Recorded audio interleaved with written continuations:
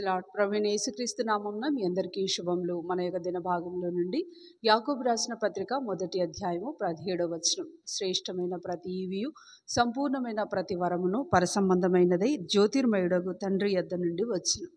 ఈ భూమి మీద ఉన్న ప్రతి దానికి ఉత్పాదకుడు, ఇవ్వగలిగిన సామర్థ్యం కలిగిన వాడు, మంచివి ఇయ్యగలిగిన వారు ఉన్నారు అంటే అది కేవలం మన ప్రభువే. ఈ భక్తుడు ఈ మాట ఒక నూతనమైన క్రైస్తవత్వంలోకి వచ్చిన అనేకులకు ప్రోత్సాహకరంగా ఉండడానికి ఈ యొక్క మాట చెప్పబడుతుంది. మనకి ఏ ఈవి అయినా సంతోషాన్ని ఇస్తుంది అంటే, నమ్మకాన్ని ఇస్తుంది అంటే అది కేవలం ప్రభు దగ్గర నుంచి వచ్చింది అని నమ్మాలి. ఈ మాట శ్రేష్టమైన ప్రతి ఈవియు సంపూర్ణమైన ప్రతి వరమును దేవుడి దగ్గర నుంచి వచ్చింది అని ముందుగా నమ్మాలి. దేవుడు ఇచ్చేటప్పుడు ఏదైనా మనకు మంచియే ఇస్తాడు. ఆయనలో ఏ లోపం లేదు. మనం సృష్టి యొక్క ఆరంభంలో ఆదికాండం యొక్క 1వ అధ్యాయంలో చూసినప్పుడు ఆయన ఒక్కొక్క దినము ఒక్కొక్కటిగా చేసుకుంటూ వెళ్ళిపోతున్నప్పుడు ప్రతిదీ పర్ఫెక్ట్గా, ప్రతిదీ లోపం లేనిదిగా చేసుకుంటూ వెళ్ళిపోయాడు. మానవులంగా మనం ఏది చేసినా దానికి ఒక డేట్ ఆఫ్ ఎక్స్పైరీ డేట్ అనేది ఉంటుంది.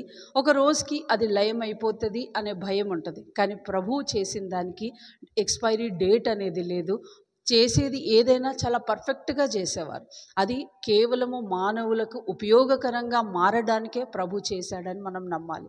దేవుడు ఇచ్చే దాంట్లో ఏ లోపం ఉండదు అని మనం ఒకసారి తెలుసుకున్నప్పుడు ఆయన ఇచ్చేది చాలా ధారాళంగా ఇస్తారు. ఇక్కడ యాకోబు పత్రిక కొంచెం మనం ముందుకు పోతే 5వ వచనంలో ఎవరికైనా జ్ఞానం కొదువగా ఉన్న ఎడల అది దేవుణ్ణి అడిగితే ఆయన ధారాళంగా ఇచ్చేవాడని.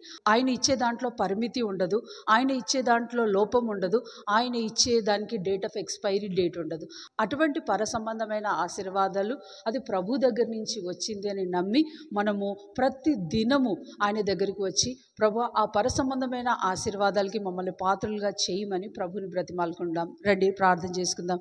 ప్రియమైన తండ్రి, యేసు ప్రభు ఘనమైన నామంలో ప్రతి శ్రేష్టమైన ఈవియు సంపూర్ణమైన ప్రతి వరంను ఇచ్చు దాతవైనందుకు మీకు వందనాలు చెల్లించుకుంటూ వస్తున్నాను. దేవా, ఈ రోజంతటికో మేము మాకు కావలసిన సంపూర్ణమైన జ్ఞానాన్ని, ఆ పరసంబంధమైన కిరీటాన్ని ధరించుటకు దేవా మేము ఎటువంటి మార్గంలో వెళ్ళాలో మాకు ఆ మార్గం బోధించమని ప్రార్థిస్తూ యేసుక్రీస్తు నామంలో ప్రార్థిస్తున్నాం తండ్రి. ఆమేన్.